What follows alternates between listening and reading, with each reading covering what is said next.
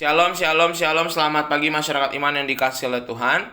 Hari ini kita percaya bahwa kebahagiaan itu ada kalau kita boleh merasakan aman dari penyertaan Tuhan. Maka mari bersama-sama kita sandarkan diri kita andalkan Tuhan.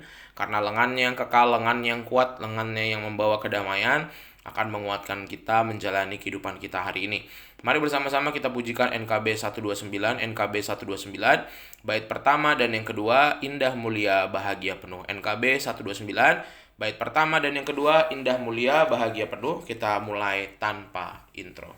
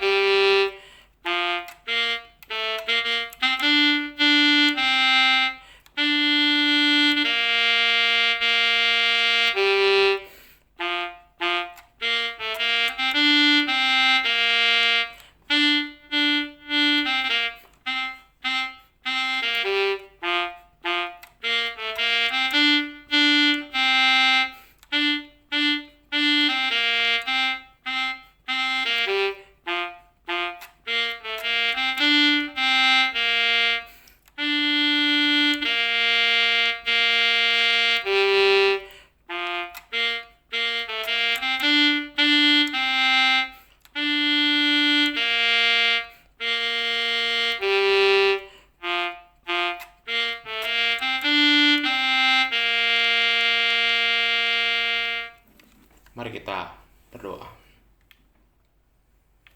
Tuhan, kami percaya bahwa kebahagiaan kami hari ini bisa kami temukan ketika kami mengandalkan Tuhan. Dan Tuhan, sebentar kami mau baca firman-Mu, mampukan agar kami boleh mengerti, terlebih memahami.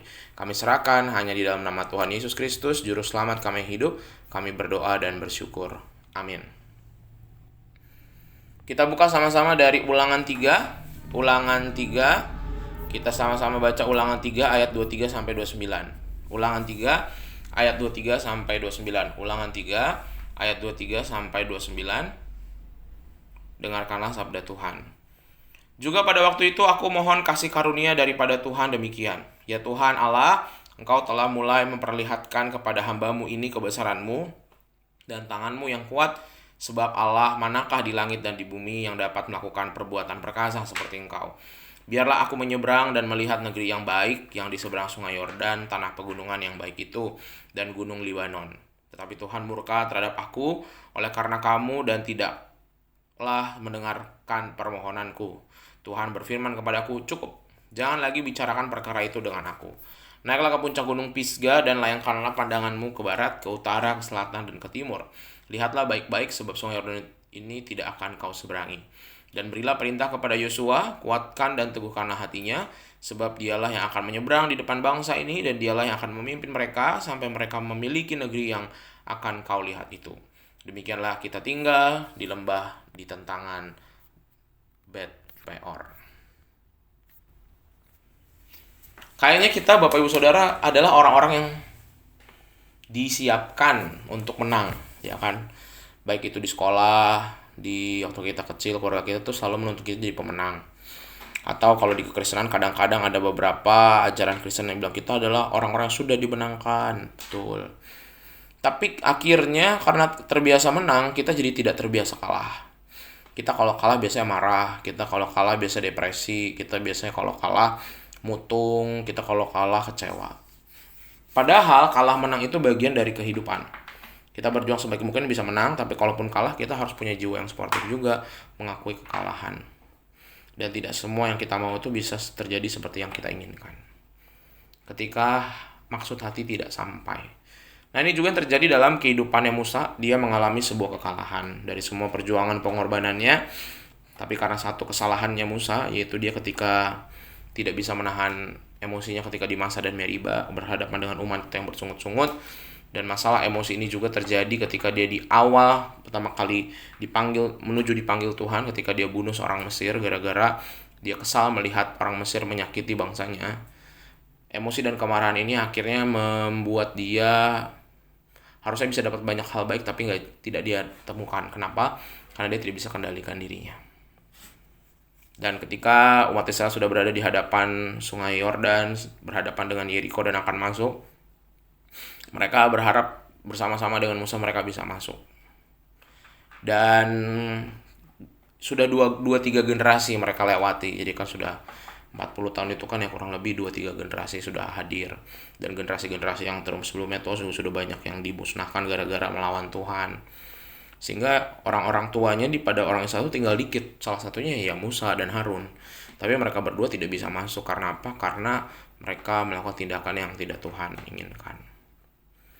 Dan ketika Musa berbicara kepada bangsa dan kepada Yosua, ungkapan ini adalah ungkapan yang ketika sebenarnya dia masih punya keinginan untuk masuk. Tapi ya dia harus belajar melihat bahwa kekalahannya, kesalahan dan kekalahannya membuat dia tidak bisa masuk tanah Kanaan.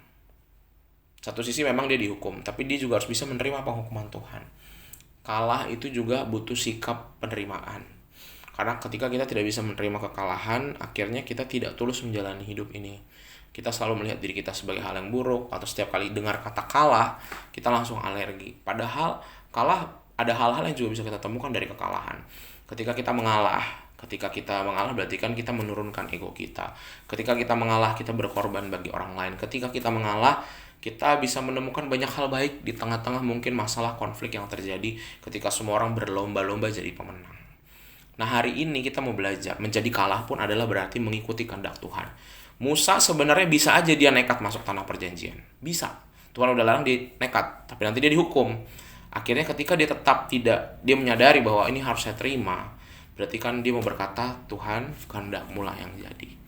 Nah, hari ini Bapak Ibu, mari bersama-sama kita membuat kehendak Tuhan yang jadi. Kalau yang kita mau tidak tercapai, kalau keinginan kita belum kesampaian hari ini, walaupun ini kayaknya baru masih pagi nih, tapi kok kayaknya udah harus menerima kekalahan kok, emang bisa. Tapi itu adalah bagian dari kehidupan anak Tuhan, menerima kekalahan. Tidak banyak orang yang terbiasa menerima kekalahan. Tapi siapa kita kalau Tuhan kita Yesus Kristus saja disalib, diludahi, dihina, secara manusia dia dianggap kalah, tapi dia terima lewat itu semua. Mari sama-sama kita meneladani Tuhan kita meneladani Musa juga untuk terbiasa menerima kekalahan, dan itu hal yang wajar. Kekalahan bukan akhir segalanya, tetapi kekalahan berarti kita belajar mengenal kehendak Tuhan. Kehendak-Mu lah yang jadi. Amin. Mari kita berdoa. Tuhan, kami bersyukur hari ini melalui firman-Mu kami belajar tentang bagaimana kami harus hidup dalam sebuah kekalahan. Menerima, bukan bersenang-senang, bukan terbiasa, tetapi kami menjadi orang yang belajar hidup sportif. Kalau kalah pun nggak apa-apa, tidak sesuai dengan yang kami mau nggak masalah, tidak sesuai ekspektasi tidak masalah, yang penting kehendak Tuhan yang jadi. Kami serahkan kehidupan kami hari ini Tuhan kepadamu, hanya di dalam nama-Mu kami berdoa dan bersyukur. Amin. Selamat pagi, Tuhan Yesus memberkati, tetap bersemangat.